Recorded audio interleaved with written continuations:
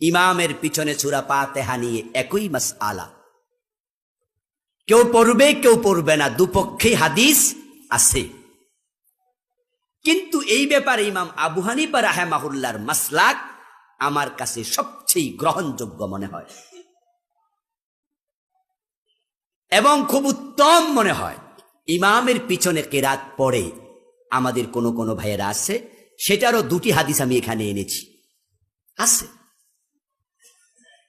কিন্তু ব্যাপার হলো কি, ইমাম সাহেব আপনি যখন মসজিদে ঢুকলেন দেখতে পাচ্ছেন তিনি সূরা ফাতিহা শেষ করে অন্য সূরা শুরু করছে। এখন আপনি সূরা ফাতিহা পড়বেন না পড়বেন না?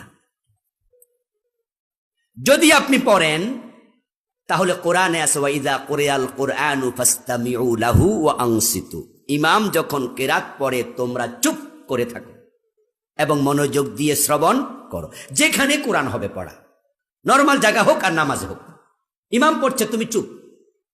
বিশ্বনবীও বলছেন ফাইদা ক্বারাআল ইমামা ফাআনসিতু, ইমাম কিরাত পড়ছে তুমি চুপ করে থাকো।